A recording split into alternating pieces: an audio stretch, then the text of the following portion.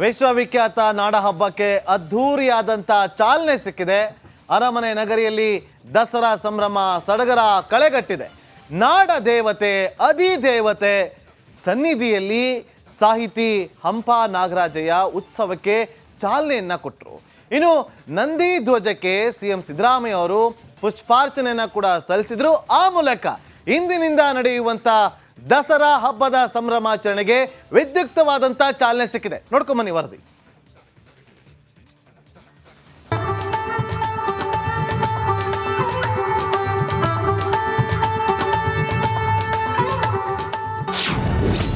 ವಿಶ್ವವಿಖ್ಯಾತ ನಾಡಹಬ್ಬಕ್ಕೆ ಅದ್ದೂರಿ ಚಾಲನೆ. ಉತ್ಸವಕ್ಕೆ ಸಾಹಿತಿ ಹಂಪ ನಾಗರಾಜಯ್ಯ ಚಾಲನೆ. ನಂದಿ ಧ್ವಜಕ್ಕೆ ಸಿಎಂ ಸಿದ್ದರಾಮಯ್ಯ ಪೂಜೆ. ಸಾಂಸ್ಕೃತಿಕ ನಗರಿ ಮೈಸೂರಿನಲ್ಲಿ ದಸರಾ ಮಹೋತ್ಸವ ಕಳೆಗಟ್ಟಿದೆ. ವೃಶ್ಚಿಕ ಲಗ್ನದ ಬ್ರಾಹ್ಮಿ ಮುಹೂರ್ತದಲ್ಲಿ ಉತ್ಸವಕ್ಕೆ ಅದ್ಧೂರಿ ಚಾಲನೆ ಸಿಕ್ಕಿದೆ. ನಾಡದೇವತೆ ಶ್ರೀ ಚಾಮುಂಡೇಶ್ವರಿ ದೇವಿಗೆ ಗಣ್ಯರು ಪೂಜೆ ಸಲ್ಲಿಸಿ ಹಿರಿಯ ಸಾಹಿತಿ ನಾಡೋಜ ಚಾಲನೆ ನೀಡಿದ್ರು. ನಂದಿ ಧ್ವಜಕ್ಕೆ ಸಿಎಂ ಸಿದ್ದರಾಮಯ್ಯ ಪೂಜೆ ಸಲ್ಲಿಸಿದ್ರು.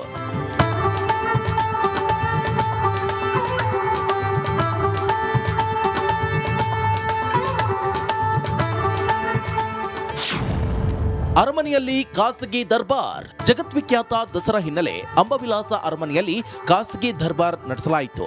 ಸಂಸದರಾದ ಬಳಿಕ ಮೊದಲ ಬಾರಿಗೆ ಯದುವೀರ್ ಖಾಸಗಿ ದರ್ಬಾರ್ ನಡೆಸಿದ್ರು. ರಾಜ ಪೋಷಾಕು ತೊಟ್ಟು ಸಿಂಹಾಸನವೇರಿ ದರ್ಬಾರು ನಡೆಸಿದ್ರು. ಆ ಮೂಲಕ ಅರಮನೆಯಲ್ಲಿ ಮತ್ತೆ ಗತವೈಭವ ಮರುಕಳಿಸಿತು. ಆಹಾರ ಮೇಳ, ಫಲಪುಷ್ಪ ಪ್ರದರ್ಶನಕ್ಕೆ ಸಿಎಂ ಚಾಲನೆ. ಸಿಎಂ ಸಿದ್ದರಾಮಯ್ಯ ಆಹಾರ ಮೇಳಕ್ಕೆ ಚಾಲನೆ ಕೊಟ್ಟರು. ಬಳಿಕ ಫಲಪುಷ್ಪ ಪ್ರದರ್ಶನವನ್ನ ಸಿಎಂ ಉದ್ಘಾಟಿಸಿದ್ರು. ನಂತರ ಗಾಜಿನ ಮನೆಯಲ್ಲಿ ಪುಷ್ಪಗಳಿಂದ ನಿರ್ಮಾಣವಾಗಿರುವ ನೂತನ ಸಂಸತ್ ಭವನವನ್ನ ಸಿಎಂ ಸಿದ್ದರಾಮಯ್ಯ ವೀಕ್ಷಣೆ ಮಾಡಿದ್ರು. ದಸರಾ ಚಲನಚಿತ್ರೋತ್ಸವಕ್ಕೆ ಚಾಲನೆ. ದಸರಾ ಚಲನಚಿತ್ರೋತ್ಸವಕ್ಕೂ ಮುಖ್ಯಮಂತ್ರಿ ಸಿದ್ದರಾಮಯ್ಯ ಚಾಲನೆ ನೀಡಿದರು. ಕರ್ನಾಟಕ ಮುಕ್ತ ವಿವಿಯ ಘಟಿಕೋತ್ಸವ ಭವನದಲ್ಲಿ ಚಲನಚಿತ್ರೋತ್ಸವ ನಡೀತಾ ಇದೆ. ಸಿಎಂ ಕಪ್ಗೆ ಹರ್ಮನ್ ಪ್ರೀತ್ ಸಿಂಗ್ ಚಾಲನೆ. ಅದಾದ ಬಳಿಕ ದಸರಾ ಕ್ರೀಡಾಕೂಟದ ಸಿಎಂ ಕಪ್ಗೆ ಮುಖ್ಯಮಂತ್ರಿ ಸಿದ್ದರಾಮಯ್ಯ ಚಾಲನೆ ನೀಡಿದ್ರು. ಈ ವೇಳೆ ಭಾರತ ತಂಡದ ಹಾಕಿ ನಾಯಕ ಹರ್ಮನ್ ಪ್ರೀತ್ ಸಿಂಗ್ ಉಪಸ್ಥಿತರಾಗಿದ್ರು. ಇನ್ನು ಎಲ್ಲ ಕ್ರೀಡೆಗಳನ್ನ ನಾವು ಗೌರವಿಸ್ತೇವೆ, ಪ್ರೋತ್ಸಾಹ ಮಾಡ್ತೇವೆ ಅಂತ ಸಿಎಂ ಹೇಳಿದ್ರು. ದಸರಾಗೆ ಮೆರುಗು ನೀಡಿದ ನಾಡ ಕುಸ್ತಿ. ನಾಡಹಬ್ಬಕ್ಕೆ ಮೆರುಗು ಕೊಟ್ಟಿದ್ದು ಅಂದ್ರೆ ಅದು ಕುಸ್ತಿ. ಮಟ್ಟಿ ಮಣ್ಣಿನಲ್ಲಿ ಜಗಜಟ್ಟಿಗಳು ತೊಡೆತಟ್ಟಿದ್ರು. ಕುಸ್ತಿಗೆ ಸಿಎಂ ಗೈರಾದ್ರು. ಉಸ್ತುವಾರಿ ಸಚಿವ ಡಾಕ್ಟರ್ ಎಚ್.ಸಿ. ಮಹದೇವಪ್ಪ ಚಾಲನೆ ನೀಡಿದ್ರು. ಇಂದಿನಿಂದ 7 ದಿನ ಕುಸ್ತಿ ನಡೆಯಲಿದೆ.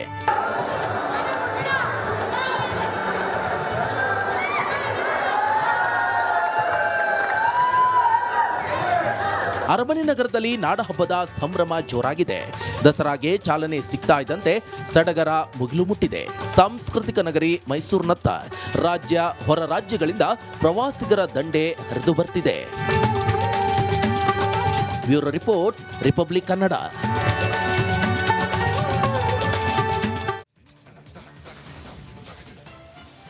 ನೋಡಿ ವೀಕ್ಷಕರೇ, ಇವತ್ತು ನಾಡಹಬ್ಬ ದಸರಾಗೆ ಅದ್ದೂರಿ ಚಾಲನೆ ಅಂತೂ ಸಿಕ್ಕಿದೆ. ಸಾಂಪ್ರದಾಯಿಕ ವೇದಿಕೆಯಲ್ಲೇ ದಳಪತಿಗಳ ವಿರುದ್ಧ JDS ಶಾಸಕ ಗುಡುಗಿದ್ದಾರೆ.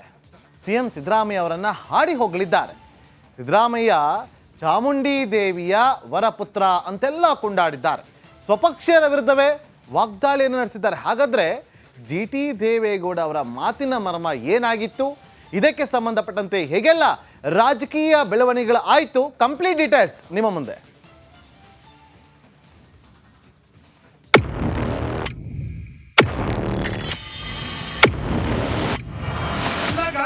ಕೂತಿದ್ದಾರೆ.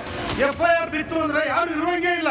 ಬಿಜೆಪಿ ಅಶೋಕ್ ಅವರು ಇರುವಂಗಿಲ್ಲ, ಜನತಾದಳ ಇರುವಂಗಿಲ್ಲ, ಕಾಂಗ್ರೆಸ್ ಇರುವಂಗಿಲ್ಲ. ಇನ್ವೆಸ್ಟಿಗೇಷನ್ ಮಾಡಿದ್ರೆ ಯಾವ್ದಾದ್ರು ಕಾನೂನಲ್ಲಿ ಜೈಲು ಹಾಕು ಅಂತ ಹೇಳಿದ್ಯಾ, ರಾಜೀನಾಮೆ ಕೊಡು ಅಂತ ಹೇಳಿದ್ಯಾ? ಈ ರೀತಿ ಪ್ರತಿನಿತ್ಯ ಅವ್ರು ಒಳ್ಳೆ ಕೆಲಸಗಳನ್ನೆಲ್ಲ ಬದಿಬತ್ತಿ ಮಾಡ್ಬಿಟ್ಟಿದ್ದಾರೆ. ರಾಜೀನಾಮೆ ಕೊಟ್ಬಿಡಿ. ರಾಜೀನಾಮೆಯ ಕುಮಾರಸ್ವಾಮಿ 2 ಲಕ್ಷ ಕೋಟಿಗಿಂತ ಕೊಟ್ಟ.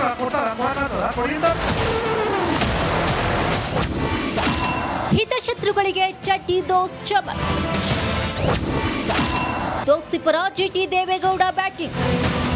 ವಿಶ್ವವಿಖ್ಯಾತ ಮೈಸೂರು ದಸರಾಗೆ ವಿದ್ಯುಕ್ತ ಚಾಲನೆ ಸಿಕ್ಕಿದೆ. ನಾಡಹಬ್ಬ ಉದ್ಘಾಟನಾ ಸಮಾರಂಭದ ವೇದಿಕೆಯಲ್ಲಿ ಜೆಡಿಎಸ್ ಶಾಸಕ ಜಿಟಿ ದೇವೇಗೌಡ ಸಿಎಂ ಪರ ಬ್ಯಾಟಿಂಗ್ ಮಾಡಿದ್ದಾರೆ.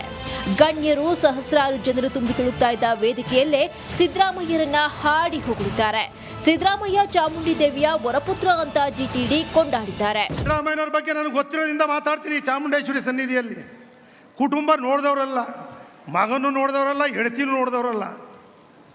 ನಮಗೆ ಗೊತ್ತಿದೆ ಚೆನ್ನಾಗಿ. ಈಗ ವಯಸ್ಸಾದ್ಮೇಲೆ ಏನೋ ಪ್ರೀತಿ ಬಂದಿದೆಯೋ ಏನೋ ಗೊತ್ತಿಲ್ಲ ನನಗೆ.